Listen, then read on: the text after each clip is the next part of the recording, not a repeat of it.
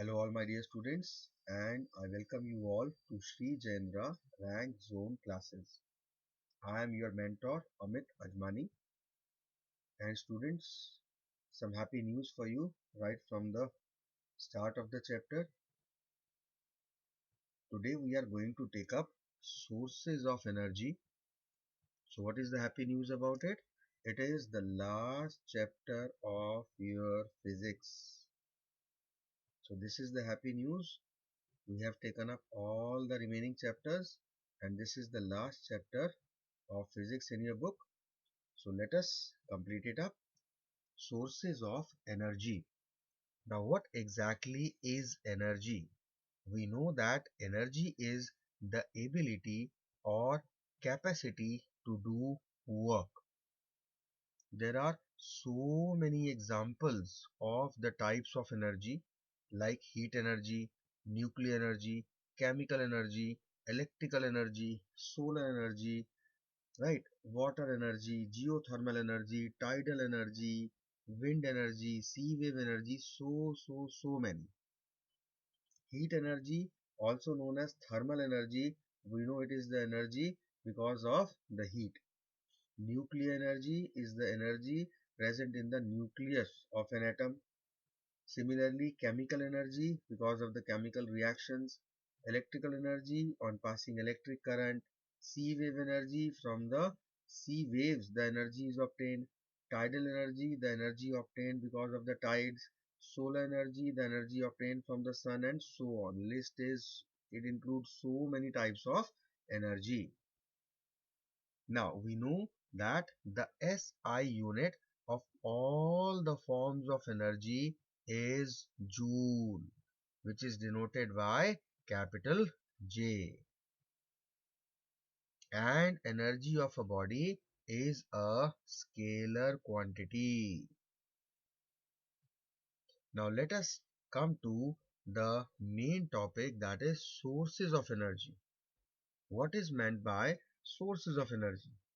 A source of energy is one which can provide adequate amount of energy in a convenient form over a long period of time. That is called a source of energy.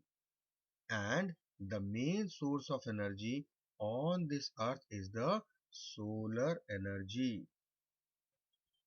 Solar energy is the main source of energy on this earth, and all the sources of energy whichever we have talked about, they have been categorized into two main categories.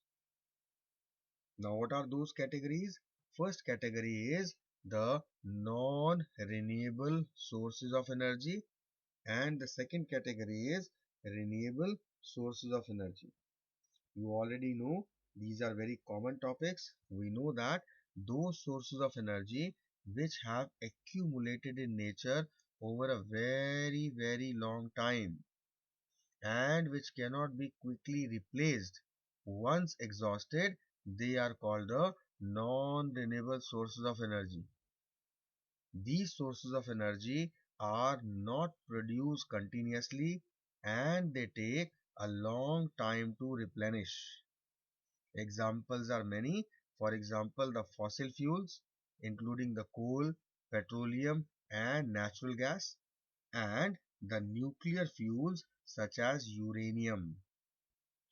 These non-renewable sources of energy are also called the conventional sources of energy, and they are called by one another name, that is exhaustible sources of energy, because they are going to exhaust being in limited quantity.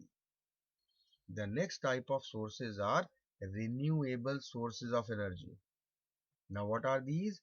Those sources of energy which are being produced continuously in nature and are inexhaustible, they are called renewable sources of energy.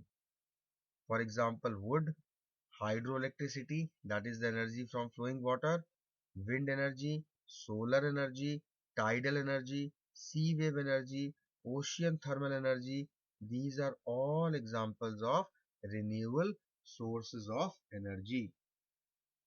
These are also called non-conventional sources of energy, or the inexhaustible sources of energy, or alternative sources of energy. We are going to study about these sources, renewable and non-renewable, in detail. Some of them, of course. First of all, let's talk about fuels. What are fuels? The materials which are burnt to produce heat energy are known as fuels.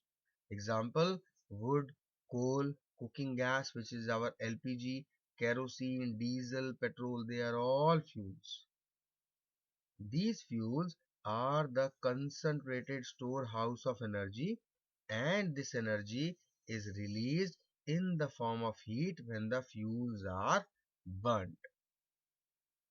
Now you need to be aware of these two terms. One is calorific value of a fuel. Let us understand what is meant by this term. The amount of heat produced by burning a unit mass of the fuel completely is known as its calorific value. And this calorific value is usually expressed as kilojoules per gram. How many kilojoules are liberated per gram when 1 gram of this substance is burnt? It can be expressed in joules per gram also, but usually it is kilojoule per gram. So, higher the calorific value, better the fuel will be. Now, among the all known fuels now, hydrogen gas has the highest calorific value of 150 kilojoules per gram. That means if we are going to burn 1 gram of hydrogen, the energy produced by it will be 150 kilojoules. Of petrol, diesel, LPG, their range is 45 to 50. So it is 3 times than those sources which we are using. So it has got the highest calorific value. Therefore, any fuel which contains higher percentage of hydrogen will have a higher calorific value than as other fuel which has a lower percentage of hydrogen in it. So this is the first term, that is calorific value. Let us understand the second term, that is ignition temperature. Now what is ignition temperature? The minimum temperature to which a fuel must be heated so that it may catch fire and start burning. That minimum temperature is known as its ignition temperature. Fine. Now let us talk about a good fuel. What exactly is a good fuel? What are the characteristics? What are the features that make a fuel an ideal fuel? Let us see the various features of an ideal fuel. Number one is any good fuel should have a high calorific value. In other words, an ideal fuel or a good fuel is that which gives us more heat per unit mass, because that is the reason why we are burning it, because we need energy. Clear? The second important characteristic is it should burn without giving out any smoke or harmful gases. There are certain harmful gases like sulfur dioxide or carbon monoxide, right? So an ideal fuel is the one which does not pollute air on burning by giving out smoke or any kind of poisonous gases. The third feature or characteristic is that it should have a proper ignition temperature so that it can be burned easily. Now when we talk about the word proper, it means that the ignition temperature of an ideal fuel should neither be too low nor too high. Why so? Because if the ignition temperature of the fuel is very low, then the fuel is going to catch fire too easily, and therefore it will be very unsafe to use it. On the other hand, if the ignition temperature is too high, then also it will be very difficult to light the fuel itself. So a good fuel should have an optimum ignition temperature. Next feature is it should be cheap and easily available. That is, an ideal fuel is that which is not expensive and which is available in plenty everywhere. Next characteristic of a good fuel is that it should be easy to handle, safe to transport, and convenient to store. Another feature is that it should not leave much ash behind after burning. That means it should have low percentage of non-volatile materials which do not burn, so that it may burn completely without leaving much ash. And another feature is it should burn smoothly at a steady rate. So these are a few characteristics or the few qualities of an ideal fuel. Clear? Now let's talk about a few conventional sources of energy. Conventional means traditional sources of energy. Traditional and conventional means which are familiar to most of the people. These are called conventional sources of energy. Example, wood. Example, fossil fuels like coal, petroleum, natural gas. The fuels which are derived from wood, coal and petroleum, such as charcoal, coke, coal gas, petrol, diesel, kerosene, fuel oil, dung cakes, liquefied petroleum gas, they are all known as conventional fuels.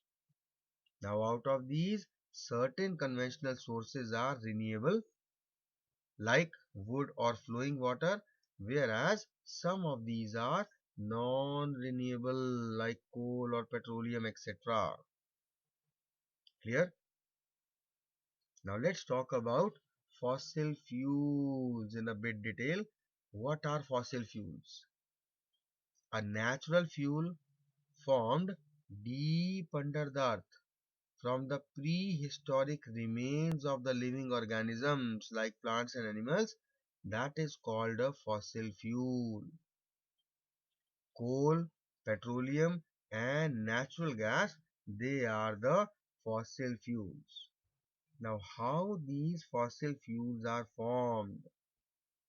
The plants and animals which died millions of years ago, they were gradually buried deep in the earth and they got covered with sediments like mud and sand away from the reach of oxygen of air.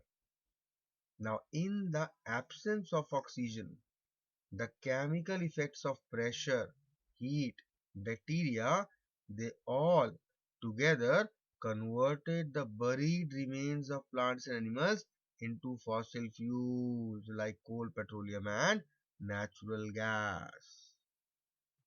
Clear? Now let's talk about these three fossil fuels. First of all, we will discuss about coal.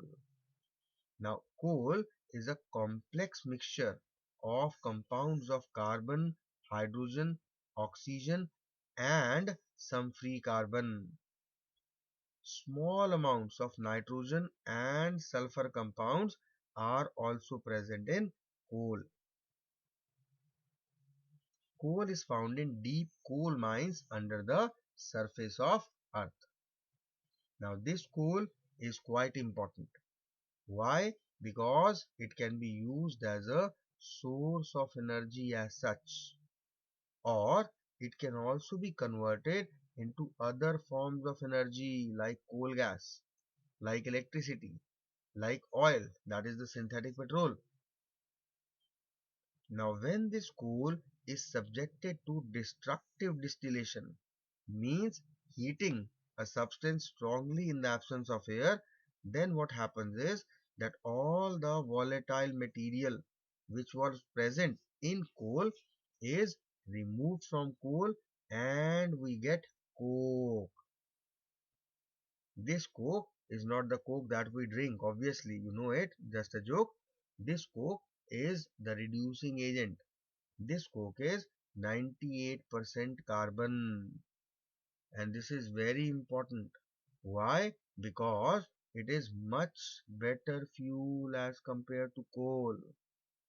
Reasons?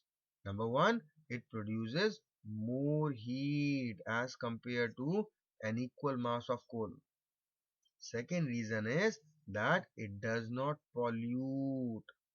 It does not produce that much smoke while burning as coal does. So, its burning does not cause air pollution, right? But this coke is more valuable when used as a reducing agent in the extraction of metals from their ores rather than burning them to produce energy. Fine. So let us see a few uses of coal. What are these uses? Try to relate them. Coal is used as a fuel for heating purposes in homes and in industry. It is also used as a fuel in thermal power plants for generating electricity. It is used to make coke that we have seen above, and this coke is used as a reducing agent in the extraction of metal we just studied above. Coal is used in the manufacture of fuel gases like coal gas, and also it is used in the manufacture of petrol and synthetic natural gas. So this is all about our coal. Let's talk about the second fossil fuel, that is petroleum. Now, the name petroleum means rock oil. Petra means rock, oleum means oil. It is a dark colored, viscous and foul smelling crude oily liquid and is considered to be of biological origin. It is called petroleum because it is found under the crust of earth trapped in rocks. Usually, this petroleum is formed by the decomposition of marine animals under high pressure and temperature. This petroleum is not a single compound. It is a very complex mixture of so many things. It comprises of alkane hydrocarbons like petroleum gas, petrol, that is gasoline, diesel, kerosene, fuel oil. It is lighter than water and is insoluble in it. And in the crude petroleum oil, there is a mixture of several solid, liquid, and gaseous hydrocarbons which are mixed with water, salt, and earth particles. Right? Now, from this petroleum, we obtain many substances like petrol, diesel, fuel oil, asphalt, wax, paraffin. One of the main thing that we obtain from petroleum is petroleum gas. We'll be studying a bit in detail about petroleum gas. The main constituent of petroleum gas is butane and also smaller amounts of propane and ethane. All these burn readily, producing a lot of heat. That is why petroleum gas is a very good fuel. This petroleum gas is liquefied under pressure and is called LPG, that is liquefied petroleum gas, which we use in our houses for cooking. Now, this LPG gas is highly inflammable. And the worst part is that it is odorless in itself. It doesn't have any smell. So if it gets leaked, it will be a very harmful and dangerous situation. So a strong smelling substance called ethyl mercaptan. The formula is C2H5SH. It is also called ethyl, that is C2H5. S is sulfur, H is hydrogen. So it is called ethyl mercaptan or ethyl sulfur hydrogen.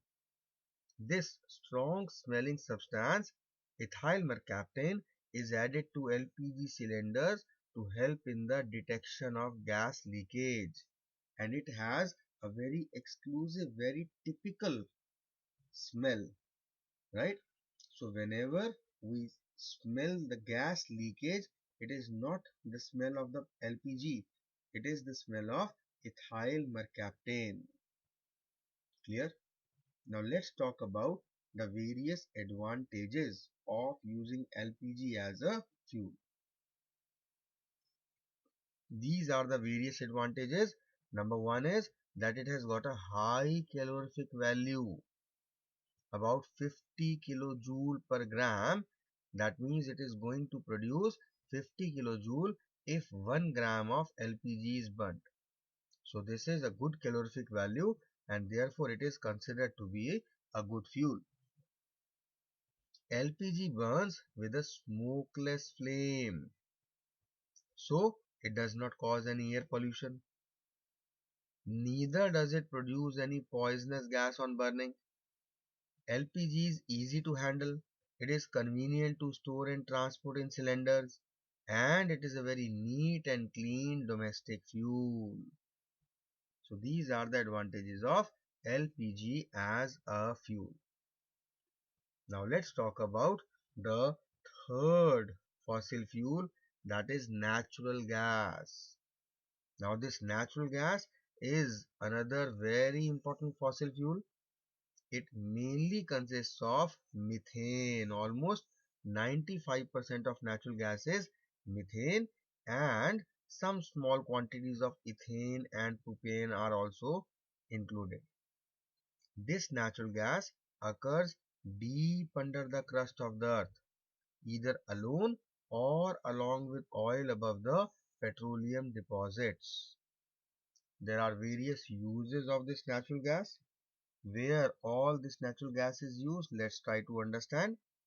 Its uses are that natural gas is used as a domestic as well as industrial fuel. Natural gas is used as a fuel in thermal power plants, where it is used for generating electricity. Compressed natural gas, that is CNG, is being used increasingly as a fuel in transport vehicles like cars, buses and trucks. And it is a very good alternative to petrol and diesel. Why? Because it does not cause air pollution. Clear? Now we know that natural gas mainly consists of methane. So when this methane is heated strongly, it produces carbon and hydrogen.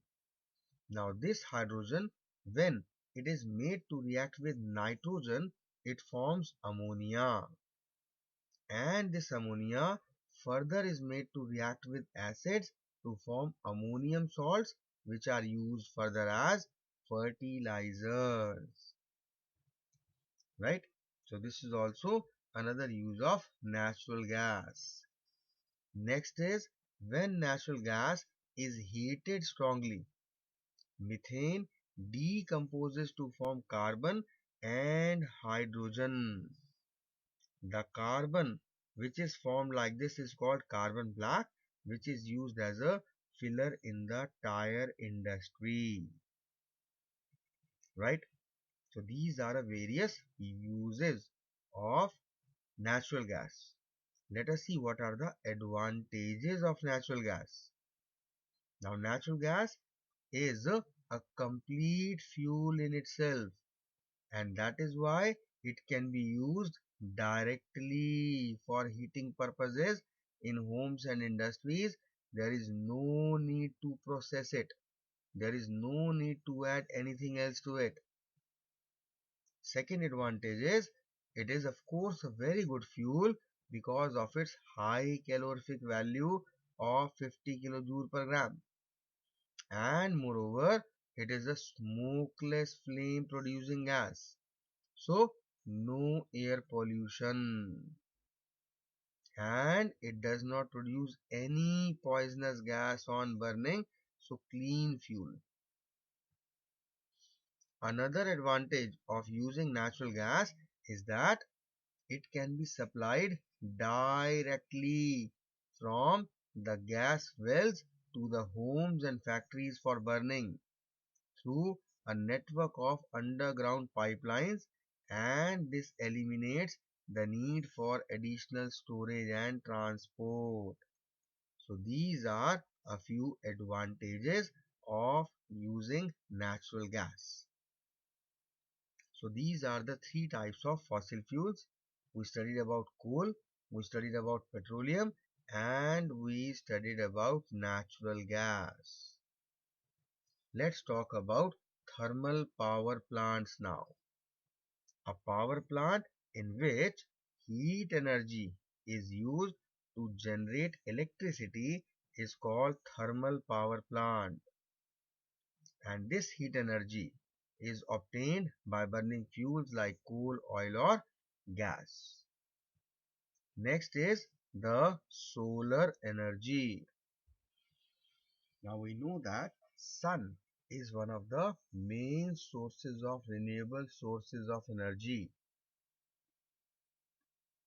The energy which is obtained from the sun is called solar energy, and the light and heat energies of sunlight, they collectively constitute the solar energy.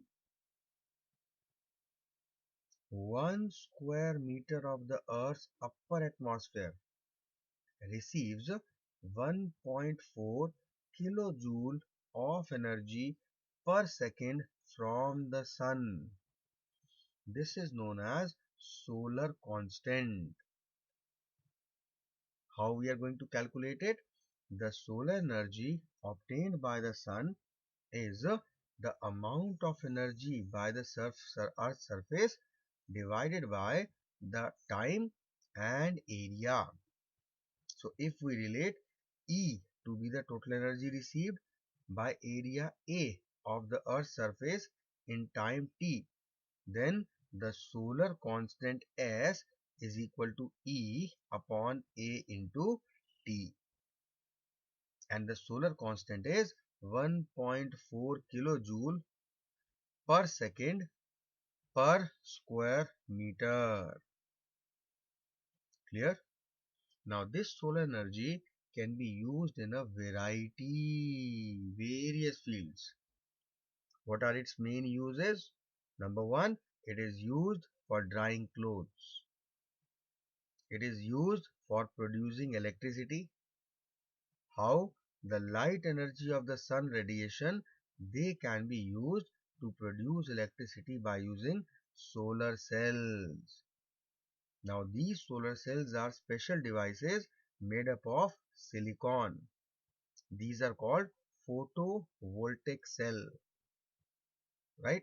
And these solar cells can convert the solar energy into electrical energy. These photovoltaic cells are also used for running the equipments in satellites. Then solar energy practical uses for making salt from the seawater. It is used for cooking food through solar cooker. It is used for the preservation of fruits, vegetables and fish by the process of sun drying. It is used to run watches and calculators. It is used by the plants for the for process of photosynthesis, in which they prepare their own food. Then this solar energy keeps the atmosphere warm, and whenever during the winter we sit in sunlight, it makes our body warm. So these are a few uses of solar energy. This solar energy has a lot many advantages. What are these? Number one advantage and the most important one is it is a renewable, that is a non-conventional form of energy. Continuously it is produced in nature and therefore it is inexhaustible. Second advantage is it is free and available in adequate quantities in almost all the parts of the world, and it is clean in use and it causes no pollution. So these are the various advantages of using solar energy. Now let's talk about solar panel. A single solar cell, which is made up of silicon or silicon boron layers. It contains germanium also. They contain mainly semiconductors. So when solar energy falls on the solar cell, they can convert the solar energy directly into electrical energy, but it produces very small current at a very small potential difference, which is of very less help to us. So for practical use, a large number of such solar cells are connected together, and this combination of a large number of solar cells is called a solar cell panel. Now these solar cell panels can provide storage currents under high potential difference, and they are very important because they are used for producing electricity, especially for use in space stationary artificial satellites, right? Now the problem with solar cell panel is that it is very costly. Why it is costly? Number one reason is that solar cells are made up of silicon, boron, germanium, which are very expensive in themselves. Second thing is that these solar cells need to be connected. All the connecting wires are made up of silver, because silver is the best conductor of electricity.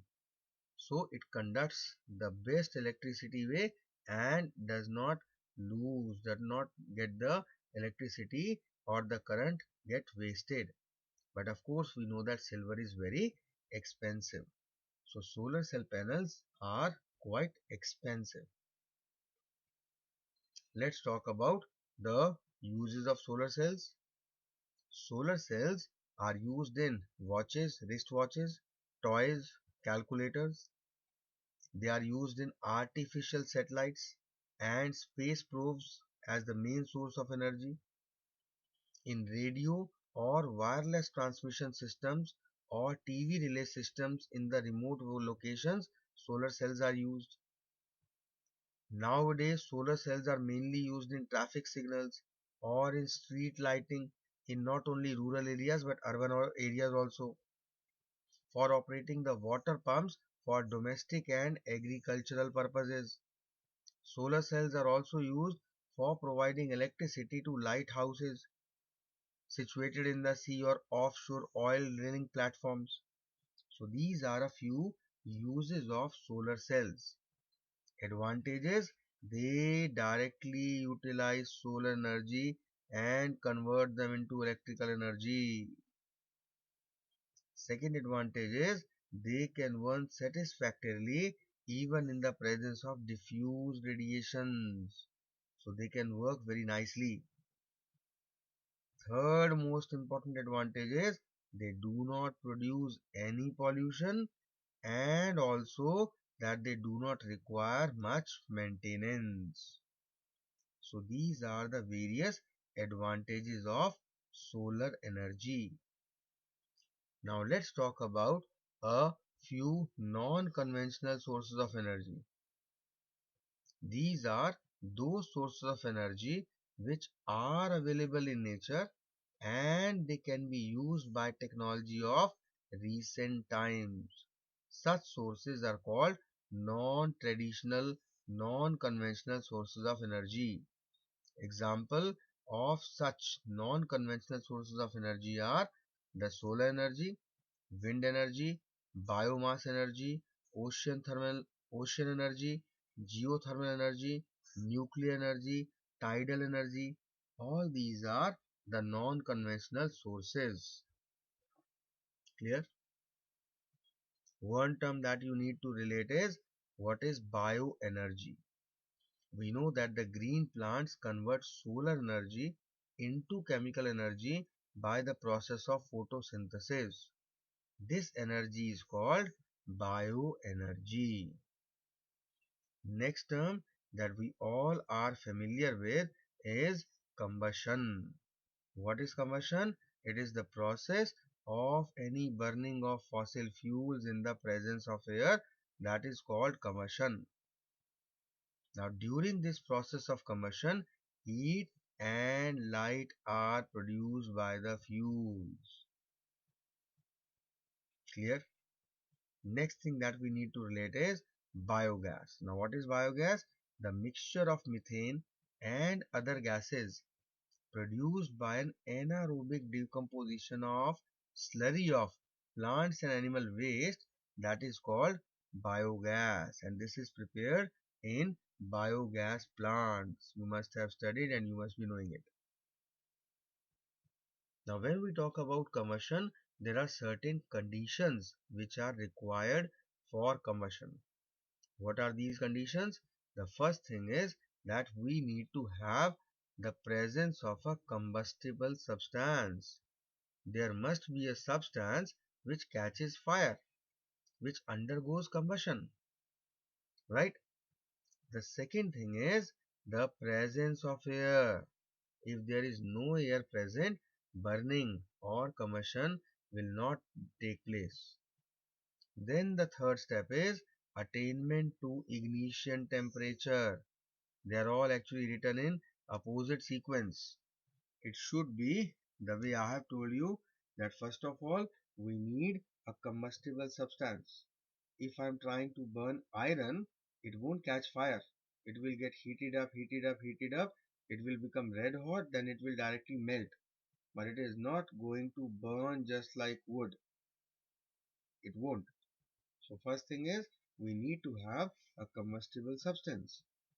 Second thing, we have a substance to burn, but we can't burn that combustible substance in vacuum. We need to have air, which is a supporter of combustion. Now, once you have got the fuel, you have got the oxygen.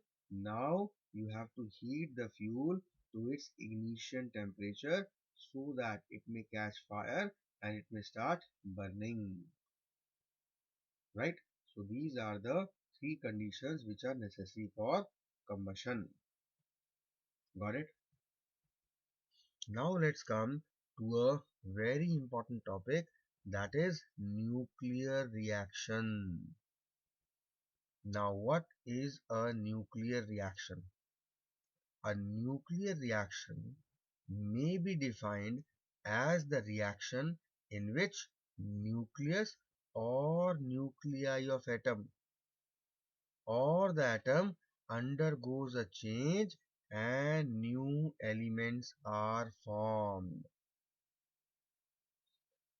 We can consider an example that when uranium-235 atoms are bombarded with neutrons, then the nucleus of each uranium atom breaks to form nuclei of barium and krypton with the emission of neutrons. This is the reaction. Uranium atomic number is 92, atomic mass is 235. It is bombarded with the help of a neutron and it is going to undergo nuclear reaction. The nucleus will break up and we will get barium atomic number 56, atomic number 139, krypton atomic number 36, atomic mass is 94, and 3 neutrons along with release of tremendous amount of energy. Now when we talk about these nuclear reactions, they are mainly of two types.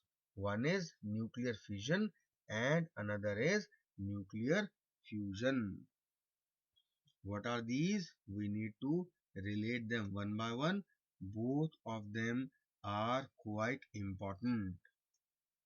First of all, talking about nuclear fission. We know what is fission. Fission is splitting up, breaking up. So what is nuclear fission? It is the process in which nucleus of a heavy element splits into two constituent nuclei. This process is called nuclear fission. Let's see an example that we have just seen above. When isotope of uranium-235 is bombarded with slow moving neutrons, its nucleus splits into the nuclei of barium, krypton and 3 neutrons with release of enormous amount of energy. The reaction we have already seen above, that uranium 92-235 is bombarded with 1 neutron, then it splits to form barium, krypton and 3 neutrons along with tremendous amount of energy. Clear? And this process takes place nowadays in nuclear reactors in a controlled way. How, we will just study after 5 minutes. So keep patience about it. Let's first of all relate the second type of nuclear reaction, that is nuclear fusion. Fusion, as we all know, is to fuse, to combine, to join together. Now the process in which two nuclei of light atoms combine together to form a heavy nucleus, this process is called nuclear fusion. Now in nuclear fusion also, a large, huge, tremendous amount of energy is released. But the problem is, to begin a nuclear fusion reaction, a very high temperature is required, which is approximately 10 to the power 6 degrees Celsius. Now from where you are going to get this much amount of temperature? This temperature is found in the sun. In sun, the temperature is 4 into 10 to the power 6 degrees Celsius. So because of this extremely high temperature, 4 small nuclei of hydrogen combine to give the nuclear fusion reaction and they will form helium. So 4 hydrogen atoms will fuse together, combine together to form helium, and along with it 2 positrons are liberated along with huge amount of energy, right? So this is our nuclear fusion reaction. Now if we try to relate the various differences between nuclear fission and nuclear fusion, in that case, let us see the differences. The first difference is, in nuclear fission, a heavy nucleus splits into two lighter nuclei, whereas in fusion, it is totally opposite. Two light nuclei combine to form a heavy nucleus.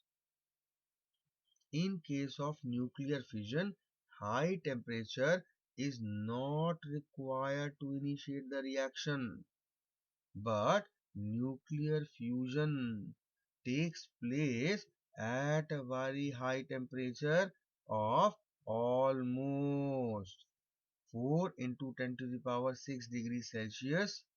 This much temperature is required to initiate the reaction. Now this nuclear fission is a chain reaction. What is a chain reaction? I will just tell you within 5 minutes, so don't worry about it. Nuclear fission is a chain reaction, whereas nuclear fusion is not a chain reaction. Another set of difference between nuclear fission and nuclear fusion is that fission is carried by bombarding the heavy nucleus with neutrons, but nuclear fusion is carried by heating the light nucleus at a very high temperature. Here, bombarding of neutron is not required. Next difference between fission and fusion is that in fission, controlled fission reaction is used to generate electricity in the nuclear reactors. So we can control it. We have already controlled this energy source. But when we talk about nuclear fusion, till today, they have not been controlled. Got it? The next difference between fission and fusion is that a large number of energy is released in fission, but in fusion, energy released is several times greater than that of the energy released in fission reactions. Right? Example, splitting of uranium-235 shows nuclear fission, whereas when we take the example of fusion, we see that the combination of four hydrogen nuclei to form helium nuclei in the sun, that shows nuclear fusion reaction. Right? Last point of difference between these two, fission and fusion, are that in fission, the products formed as a result of nuclear fission are radioactive and harmful. No proper method of disposal of the waste products has been invented so far, and that is quite a big problem, because nowadays the moment you step out of the house you are at risk, right? Lot of risk of various things. Now, the products formed as a result of nuclear fission, they are radioactive, harmful, we are not able to dispose, and that is one of the major drawbacks of fission. How to dispose of the radioactive waste, we don't know. But when we talk about fusion, the products formed as a result of nuclear fusion are not radioactive and they are not harmful.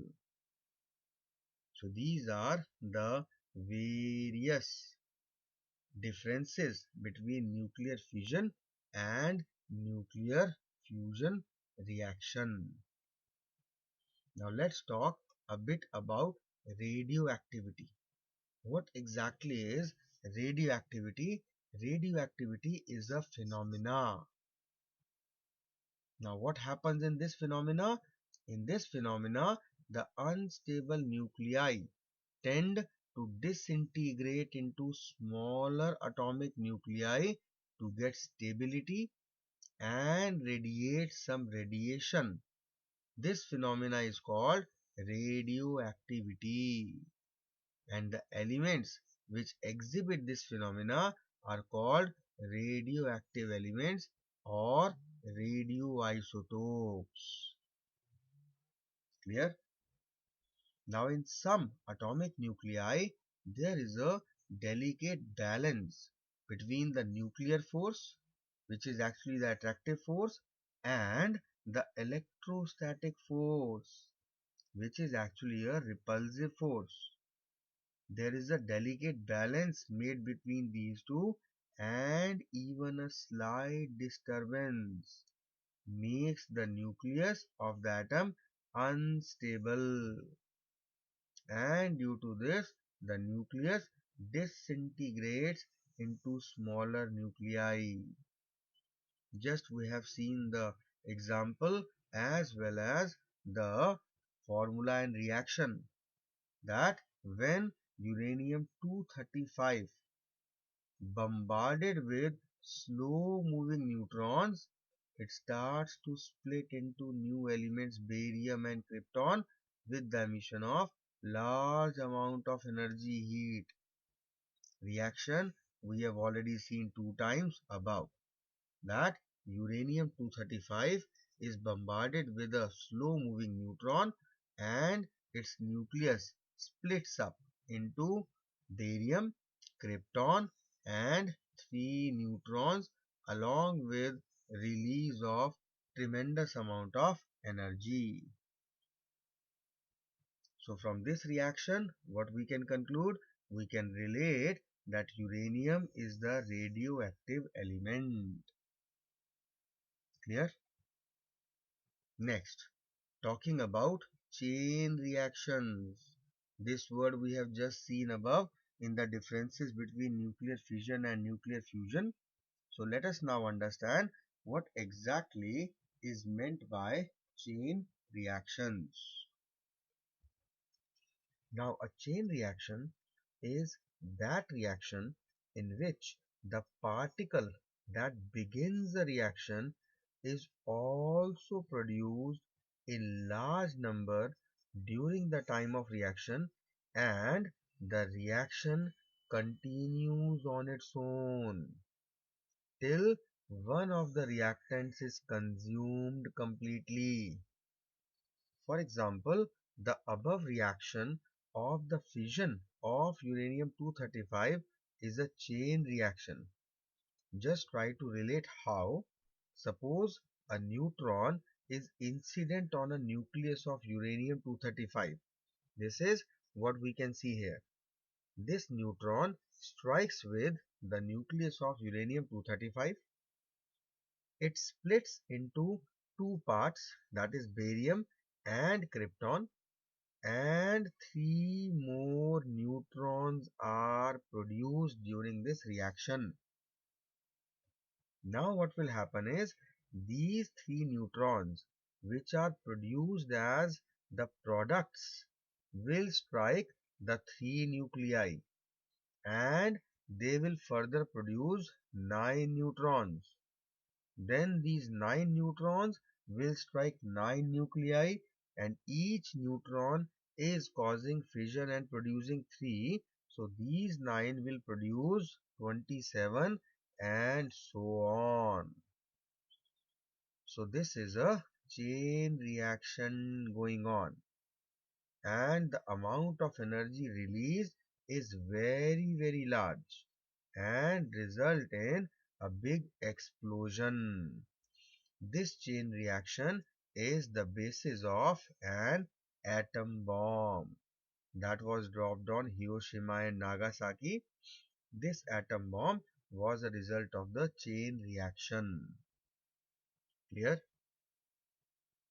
Now talking about nuclear reactor. Nuclear reactor is basically the whole arrangement where controlled fission reaction is carried out and nuclear energy is converted into heat energy and then further into electrical energy. This arrangement is called nuclear reactor. It was Italian scientist Enrico Fermi who carried out a controlled nuclear fission in the US on 2nd December 1942. And with his discovery and experimentation, mankind entered the nuclear age. A few things to relate. What is the principle of working of nuclear reactor? Here, disintegration of nuclear fuel is carried out, and the heat energy so generated as a result of this disintegration of nuclear fuel is used to heat water, which then turns turbines and the electric generators. So in this way, nuclear energy is used for a peaceful work of producing electrical energy. Now, what exactly happens is, in a nuclear reactor, the chain reaction is controlled. We have just studied above that one neutron will give rise to three neutrons, three give rise to nine, nine give rise to 27, and so on. What if from the very step onwards, when one neutron produce three, if two are absorbed, only one is left? So this one is going to strike with the nuclei of one uranium atom, further producing three, again we absorb two, still one is left. This is what is done. And for absorbing these excess neutrons, boron rods or cadmium rods, they are used because they absorb neutrons in the nuclear reactor. Boron and cadmium rods, they absorb the excess neutrons in the nuclear reactor, right? Now, a substance that slows down the speed of neutron in the nuclear reactor is called moderator, and graphite and heavy water, they act as a moderator in the nuclear reactor. They slow down the speed of neutrons. So this is exactly the principle of working of nuclear reactor, and this is all about our sources of energy. Quite important chapter. In this we discussed about the renewable and non-renewable sources of energy. We talked at length about what exactly a fuel is and what are the various characteristics or features of an ideal fuel. We studied about the calorific value of a fuel as well as the ignition temperature. Then we discussed about the fossil fuels, how they were formed. Fossil fuels included coal, petroleum, and natural gas. We studied about all. What is coal, how it was formed, what are its uses, and what are its advantages. The same thing we did with petroleum. What is petroleum? How it was formed? What are the various uses and how it is advantageous? In this we studied at length about petroleum gas, that is the LPG. Next we talked about the natural gas. We mainly talked about the advantages and uses of natural gas and the CNG, compressed natural gas. Right, so these were the three fossil fuels that we discussed in detail. Then we talked about the solar energy, the solar cells. We mainly focused the uses, the advantages of solar cells. We also talked about biomass, bioenergy, right? And then we talked about the nuclear energy, the two types of nuclear reactions, nuclear fission and nuclear fusion. We saw the differences between them. We saw what fission is, what fusion is, how they are taking place. Then we related the nuclear reactor as to how the nuclear fission is carried out in a nuclear reactor in a controlled manner and in a peaceful way. And last but not the least, that is on your screen, we talked about the principle of working of nuclear reactor. So students, this is all about sources of energy, and this is all about your whole physics syllabus. The syllabus has been completed from my side, but I am sure it is not completed from your side. So now your role to play to learn not only the sources of energy but the whole physics. One by one, go through each and every chapter. First of all, start with physics only. If you have not done the previous, don't bother about it. Right now, just work out with sources of energy, because in the next class, I will be discussing the question answers of sources of energy. Clear? So guys, time to end the class. Enjoy yourselves and have a great time. We'll meet in the next class with the next topic. Rather, sorry, not next topic, with the questions of sources of energy. So please make sure you are prepared with the chapter and make sure that you are carrying a pen and register. Why? Because while discussing, there will be a few questions which are worth noting down. Clear? So let's catch up in the next class. Take care, guys. Stay healthy, stay happy. Goodbye, everyone.